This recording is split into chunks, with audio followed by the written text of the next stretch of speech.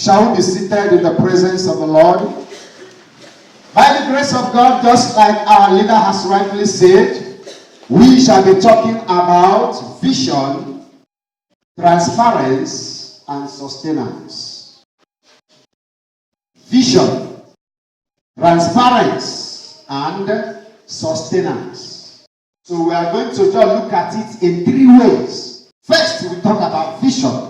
To understand what vision actually is, then how it is being transferred, and how it is being sustained, such that there will be a continuation of the vision. Praise the Lord. According to Proverbs chapter 29 verse 18, if you read in the King James Version, he said that where there is no vision, the people perish.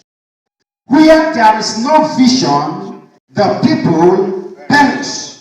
Vision is so important in the sustenance of the life of people on earth.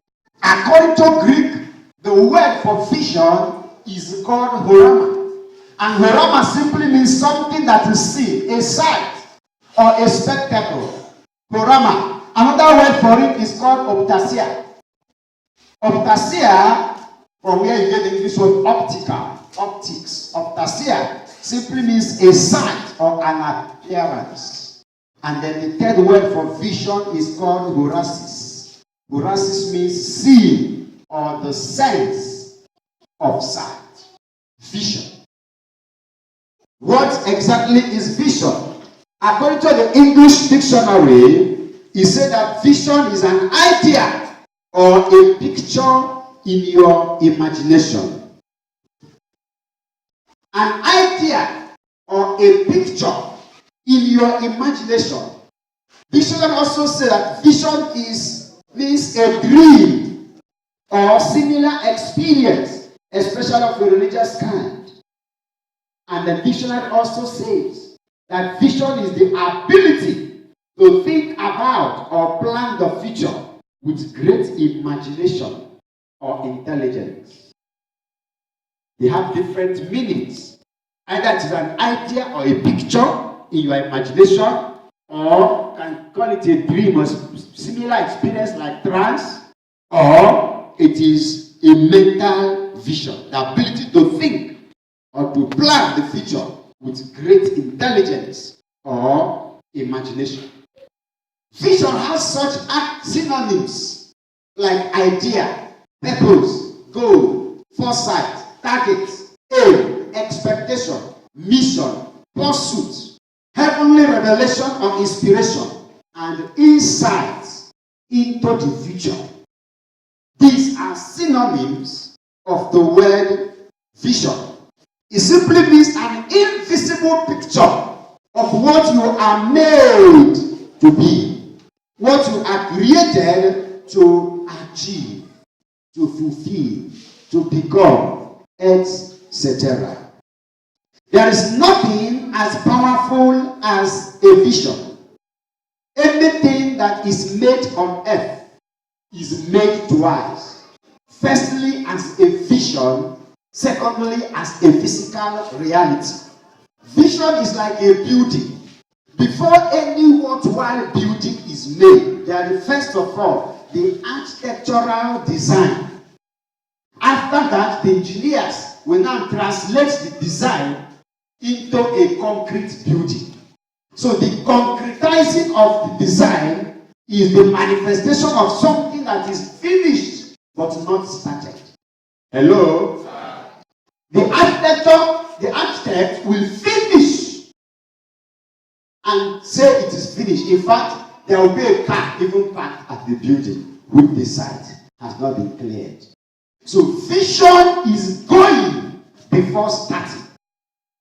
Vision is starting ending before starting. Every clothes you are wearing now is first of all designed in somebody's imagination or head before the machine starts doing it. This program we are here, there is a program committee or the leadership or somebody finished planning the program. What you are doing today is a manifestation of a concluded vision. of all, planned, executed in the mind before being executed in the physical. Am I talking to somebody? Yes, tell your neighbor vision. Which one has a vision? That is why if you want to understand God, God does not start something he has not finished. If God is to write a book that has 1,000 pages, God will finish page 1,000 before he starts page 1. If God is to go on a journey, God will return before taking off. That is why we hear the word beginning and ending. Why? Eternity has no beginning, eternity has no end. It is a word of vision. Before this world began, before Adam saw Eve, which is what we call Genesis or beginning, God had gone to the end of this world and marked it and returned before the world began. That is the only reason we talk of ending. And so the world will continue to run until it reaches where God had been and marked as the ending. That is when the world will end. God ended before Adam started. Before Genesis, God has ended the world. That is God for you. Am I talking to somebody? Vision. That is part of why if you go to the Bible, you discover that in a day, evening comes before morning, as long as God is concerned. That is Genesis chapter 1. God said the first day of creation, evening came. After evening, morning came. God ends before he starts. So if you are a leader, you must be able to see the end while you are at the beginning. That is the original meaning of vision. Finishing something, then starting it. That thing you have finished in the spirit is now you are guiding compass to know whether you are doing well or not. That is why at the day one of creation, after day one, God said it is good. You don't say something is good if there's nothing to compare it with. So what I have in my vision and what I see in the physical reality, oh, this one is good. Good is a comparative word. If there's nothing to compare with, you cannot say whether something is good or bad until there's something to compare it with. So when God said they were good, he was comparing what was being made manifest to what he has already finished in the spiritual. Tell your neighbor, vision. That is exactly what we're talking. So the law of vision states, finish before you start. Finish before you start. I know that we have many new leaders here. Finish your leadership before you take over. Chart the course, plot the graph, dot the I's, cross the T's before you step into the shoe of the office. That is the meaning of vision. Now, vision is defined as an idea or a picture in the imagination. If vision is an idea, it is important to understand the word idea. An idea is also defined as a plan, a thought or suggestion, especially about what to do in a particular situation. Ideas are seeds of creative power. An idea is the lowest denomination of life. No one can get higher than his vision or lower than his idea. Nobody on earth can get higher than his vision or lower than his ideas. And when you lack ideas, you will live in arrears. When you lack ideas, you will live in arrears. You know the meaning of living in arrears? Oh, I would have done it that way, but it has passed. You are living in arrears. Why? Just because you lack ideas. Who should I say ideas? Ideas. And I'm making this cover. I said, this may surprise you, yet it is true. The actual value of a man is determined by the state of his mind. That is where vision is born. Ideas are born in the mind. Wealth is not about cash at hand or in the bank, but of mindset. And therefore, the greatest set on earth is the mindset, not your handset. Many people cherish their handset, but not their mindset. It is what is inside the balloon that makes it to float in the air, not the color of the balloon. The mind is the human powerhouse. It is man's engine room. And to borrow from computer language, it is called the central processing unit of humanity. That is the mind. To be mindless, therefore, means to be worthless. For you cannot think like a lizard and expect to live like a crocodile. You cannot think like a follower and still manifest as a leader. That's what is called leadership mindset. Praise the Lord. Hallelujah. If you think like a pauper, you cannot enjoy your supper, because superior sense is what entails superior results. Empty sense gives rise to empty purse. Empty head produces empty hand, and snail success is a product of snail thinking. One cannot excel in life with a snail or a grasshopper mentality. And that is why the Bible says we should have the mind of Christ.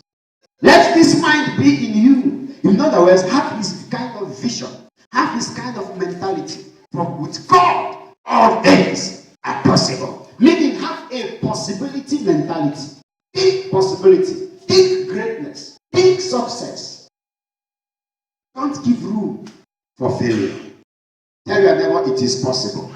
I don't know what your expectation is, but it is possible. I do not know what the challenge before you as a leader is. It is possible to succeed. Push your neighbor, tell him it is possible. It is possible. Hallelujah. Amen. You cannot change your life until you change your mindset. And I say, winning is thinking, and thinking is living.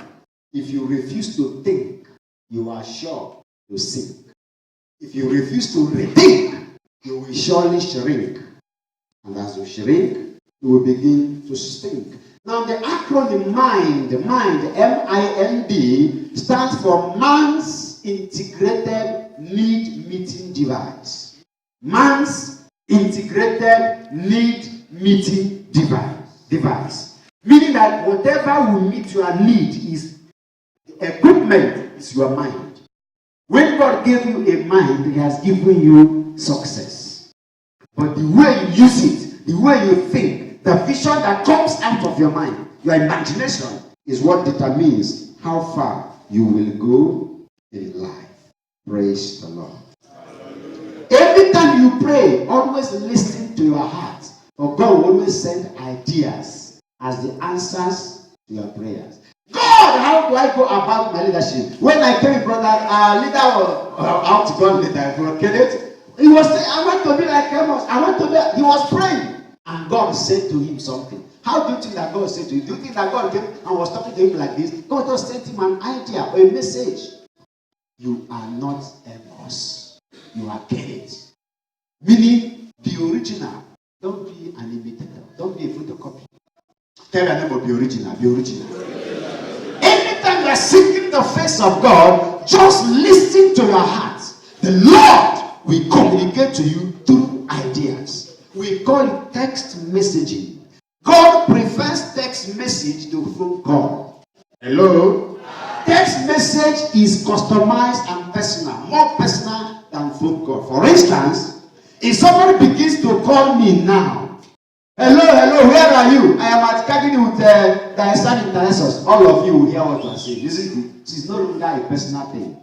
When he sends me a message and asks me the same question, even while I am talking to you, I can still reply to that person. None of you will know that communication took place. It is personal. God prefers a text to a call. And the text is a heart. Deep calling unto deep. That is what is called the inward witness. The greatest place of communication is the inward witness. Imagination. Your heart has many names. Through your mind, through ideas. And therefore, you need to understand properly what we are talking about. Praise the Lord. Now, a perfect example of vision is the man Joseph. And Joseph did three things with the vision that God gave him. We're talking of Genesis chapter 37 through chapter 48. First of all, God gave him a picture, a photograph of his future. and he was supposed to be so and so. It was not in the immediate. God had finished, but Joseph had not started. That is the vision.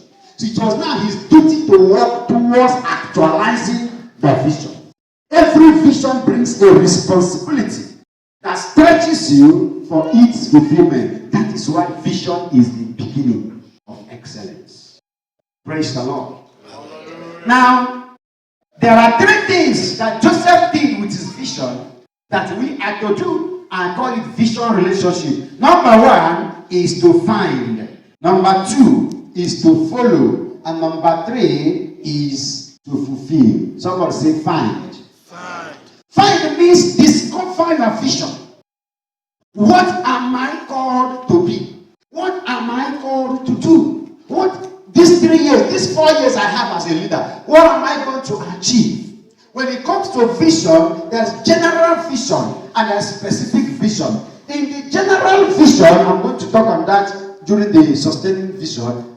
Vision is one as Christianity. Why? Christianity is God's idea. It's not your idea. So nobody here is saying now, how do I change Christianity? That's a general vision. But we are all individuals in the general vision. So there's vision in the vision. As a leader, there's a personal thing you are to bring for the fulfillment of the general vision. Because Kenneth is not Amos. Tell your neighbor, Kenneth is not Amos. So there's a general vision that Amos is to work on through his personality or his person, which Kenneth is to work on. Paul worked on it, Peter worked on it in different ways, but the same general vision, but from different dimensions. So vision is unique to you. Find out your unique place in the body. Find out your unique area of calling. That is why in the charismatic, not everybody is a charismatic, but not everybody is in praying ministry, in pastoral ministry. Not everybody is in teaching ministry, but serving the same general purpose or vision. But now there's individual ministry vision. In the ministry, every individual has something he's also or she's also bringing. So the first step, find out what is committed unto you as a person. We call it personal consecration. The way God uses A is not the way God will use B or may use C. The same God, but it could be different patterns according to personalities. Find out. That's the first step. Tell your neighbor, find out. Push him and say, find out, find out. Second step is to follow. Vision can be terminated, buried alive. Vision does not die. Ideas don't die. Anything that is spiritual don't die. Vision is not something you see in the physical. So vision cannot die. But vision can be buried alive, can be truncated, can be aborted, can be abandoned. So the second step is not just enough to find, but to follow. That has to do with consistency, persistence. Because for every vision, there are vision killers, challenges. Nobody, this is what God told me to do, and it will just come. When Nehemiah was given the vision of rebuilding the walls of Jerusalem, did everybody support him? The fact that it came from God does not mean it will not have challenges. So if you don't understand, say, I thought God is in this. Why am I having challenges? You give up. Don't give up. Tell your neighbor, don't give up. Push him and say, brother, don't give up. Sister, don't give up. That takes us to the third stage. Fulfill. Find. Follow. Fulfill. Our brother did it. I just tell him, I say, thank God for your death. He said, can't you see that I'm very happy that I am handing over successfully. When you finish your tether, there's a kind of joy of fulfillment. It's not everybody that starts a course in a university that graduates. Hello? It's not every leader that successfully hands over the baton. It's not enough to even discover the vision. You must follow, and not just follow, but follow to the end such that there will be fulfillment. The Joseph we are using as example, at the stage he got fulfilled. The Bible said he remembered his dream when he saw his Brethren, praise the Lord. Genesis 42, you read verses 8 and 9. When Joseph recognized his brothers, but they did not recognize him, he remembered his dreams. Hallelujah. Bible says he remembered it. That means they tried all they could to abort it, but it was not. The pit could not stop it. Prison could not stop it. Challenges are not supposed to stop your dreams or your vision. They are instead to make you stronger, bigger, and better. Praise the Lord. Another example is St. Paul. We may not have time to go into details, but just let's look at the requirements of fulfilling vision. In Philippians chapter 3, verses 13 and 14, St. Paul said, Brethren, I don't see myself as one who has been fulfilled in the vision. But this is one thing that I do. I keep on. I refuse to be discouraged. I keep on. Tell your neighbor, keep on. Keep on keeping on. Hallelujah. What are the requirements for the fulfillment of a vision? Number one is purpose. Someone say purpose. To fulfill your vision, you need a clear understanding of your purpose. It is said that where purpose is not known, abuse becomes inevitable. You have to understand the purpose of a group, the purpose of a ministry, the purpose of Christianity, the purpose of Catholic charismatic renewal. Why is such thing existing? And I said that without purpose, you cannot propose. Without purpose, you will make a poor pose. Without purpose, you become porous. Without purpose, you cannot have a pure pose. Without purpose, you will have a poor pose. Without purpose, you will only prognose. And even if you prognose, you will still miss the Pope's nose. Hallelujah. Amen. You know what is called Pope's nose? Hello? Not the Pope in Rome. There's a meat that is known as Pope's nose. That is a part of chicken. You can't check it in the dictionary. Praise the Lord. Apart from purpose, the next thing is focus. Tell your neighbor, focus. St. Paul said, this is one thing I do. When you realize your vision, discover it, there may be days to distract you, but stick to that vision. That's the meaning of focus. You need to have focus, because if you are not focused, you will drift away from your vision. People who lack focus, these are people that end up being jack of all trades. And they say they are master of none. So you cannot be a specialist. You can be like this. It can be like this because you are not focused. I say you need to be focused. Why? For different expectations create tension. Different expectations create tension. And tension destroys attention. Tension creates dissension. Tension causes detention. Tension attracts pension. And tension gives birth to pressure. And tension serves pleasure. And tension hinders treasure. And when you become tense, you lose sense. When you lose sense, you condense. When you condense, you condescend. And when you condescend, you meet your end. Praise the Lord. When you lose sense, when you become tense, you lose sense. When people are acting under tension, when you want to write is in exam, you can write R because you are writing under tension. You lose sense.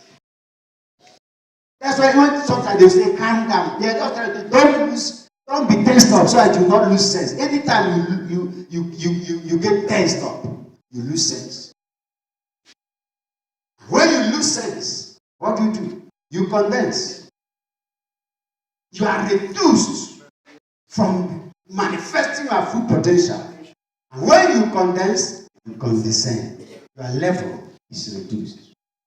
When you condescend, you meet your end. When you meet your end, there will be nothing to mend. When there's nothing to mend, you cannot be recommended. Neither recommended nor commended. Praise the Lord. Hallelujah. We are talking about focus. Now, the third thing there is motivation. You must be motivated. Sometimes in carrying out your vision, you may even find opposition from your own fellow members, opposition from your own fellow leaders, opposition from hierarchy. The Bible says David encouraged himself in the Lord. You must have enough self-motivation to keep. If you are waiting for people's commendation, in fact, you'll be regretting your life. Because you may do a good thing only to come out and see everybody criticizing you. He's not a good leader. He doesn't carry people. Yeah, you know. But you think you are doing everything for the best, so you must be motivated. Motivation. Tell your neighbor motivation. Fulfillment of one's vision requires motivation. Even if you discover your life's purpose, your vision or your dream, until you are motivated, you will continue to procrastinate and waste time. Without motivation, you will find excuse at the slightest opposition. Prophet Amos understood clearly his vocation, the location of his motivation in the occasion, as recorded in Amos chapter 7, verses 10 through 17. Not even threats could stop him. They wanted to stop him. Say, see, I leave this place. Go another place. That prophesy, I will be paid there. He said, look, I was not a son of a prophet. I was just a herdsman. Hello? You know, not all herdsmen are evil. That's how I was a herdsman, looking after sheep. When I was called to come prophesy. So why should you discourage me? Even as I'm looking at you, your wife will end up as a prostitute. The man say, vision has just come. The more you ask me to stop, the more the thing is even coming. Praise the Lord. Hallelujah. Hallelujah. Amen. The fourth thing there is confidence.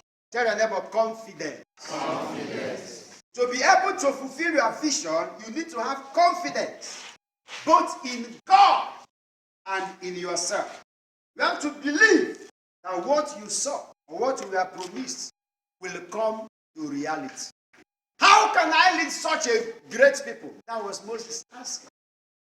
God said another person, you say, I'm a stammerer. Didn't God know that you are a stammerer when he chose you? A leader is not the person who is the best. It is God's choice. A leader is not the richest person. It is God's choice.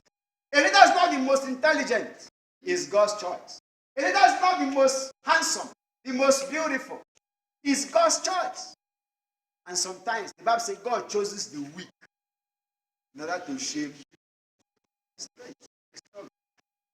Praise the Lord. So you have to believe in God and believe in yourself. You have to hold on to the faithfulness of God to be able to fulfill his promise. God said to Abraham in Genesis chapter 3, verses 14 and 15, as far as your eye can see. That is vision. That is vision. As far. Vision means seeing it before going there. See it tomorrow. While you are sitting today, before stepping into tomorrow. So that it begins to unfold. Hello? That is why many believers are discouraged because of end time. You know why? Because we don't understand the word of God. And because God has seen the end time at the beginning of time, it was recorded in the scripture that in the last days of perilous time will arrive. Now, people who don't know are asking, oh, where are you in the perilous time? And what God just said, something I have told you will happen. It's happened. And I say, asking you, where are you? You are the one who don't know where. Why are we suffering? Why is there Boko Haram? Why is there herdsmen? The only answer is go back to your Bible. They are there already. Before Boko Haram started. That is God. That is vision. And the aim of vision is that you will no longer be taking unawares or surprised. And every child that is asking God, where are you? Is asking God because he or she is surprised. Why is surprised? Why is it written? Praise the Lord. Hallelujah. There are 4 parties to a vision. Number 1, awake to it. Become aware. Become aware of the vision. That has to do with discovery. You have to realize that you have a vision. God opens our eyes to see certain things for us to become aware. Even if God doesn't make us to see, He has that plan for us. It's not that because Joseph saw a dream that made him become a prime minister. That was already the plan of God. But God decided to make him aware of it. It's not that everybody must see something. But sometimes God will allow you to become aware. It's not everybody that must see. That's why we talk about mental picture. You must not even say anything. It come as an idea. But first you have to become aware. Because that is what will now make you to work towards something. And if you are not aware, you'll be carried away. Hello? If you are not aware, you'll be carried away. Point number 2. Develop zeal for it. Your vision requires energy and action. Develop zeal for its manifestation. Why? Laziness can rob you of the manifestation of what God has for you. Tell your neighbor, don't be lazy. If you are lazy, you will always be hazy. People will always hasten up. They are lazy. But they will waste all the time, then they will be start rushing. Point number 3, avoid being distracted. Life will always offer many options. That is why focus is important. There will always be many good things. Hello? That you marry a beautiful wife does not mean that you don't that beautiful lady or beautiful sister. Hello? But be focused. Else, you'll be distracted. Life will always present you with many options. That you are working in one company does not mean you will not see a better company or another wonderful company. Life will always present you with a lot of options. It's left for you to stick to your vision. Tell your neighbor, stick to your vision. And then point 4, leave it out. The Bible says, write down your vision. Make it clear. Put it before you. Helen Keller, who was a blind woman that lived between 1880 and 1968. She said that when she was asked, what is it to be like not being able to see? And she said, it is better to have no sight than to have no vision. It is better to be without sight than to be without vision. Because your vision is your future in the mind, in your mind. So somebody may be blind physically, but has vision, has sight. That is why there are many blind people today who are world heroes. And many of us who have 2 eyes are not even known in our local government. It's about vision. Tell your neighbor, it's about vision. Before we round up on this one, parties to a vision. There are 3 major people or parties to a vision. Number 1, vision makers. These are the group of people that will help you to realize and achieve your vision. They are partners in progress. They work together to help in the maximization and the manifestation of the vision or the dream. These are members of your vision supporters club. You need to find out. In every group, there are vision supporters club. Not everybody who laughs with you is actually for you. So as a leader, find out the vision makers and make them pillars around you. There are some people you surround yourself with. You will regret your leadership. You will regret your leadership. Find out the vision makers. Number 2, vision haters. Vision haters, this group hates. This group will hate, this dislike or despise and even detest the vision. They don't believe you can be that great leader everybody is looking forward to. They don't believe in you as a person. They are members of Vision Minimizers Club. Vision Minimizers Club. They always reduce your vision. We are going to have 3 days camping. No, why not make it 2 days? Why not make it 1 day? They always have a negative mindset towards a particular vision. We are going to buy a bus. No, buy a bicycle. It's our own vehicle. Let's buy a bicycle. Vision Minimizers Club, VMC. The first group is Vision Supporters Club, VSC. The third group is Vision Killers. This group, they wouldn't even want your vision to see the light of the day. They sap your energy. They usurp every chance and they dismay your potential. They checkmate you even though they are not their mates. Praise God. They are members of Vision Destroyers Club, VDC. Not just that they hate the vision, they want the vision to die.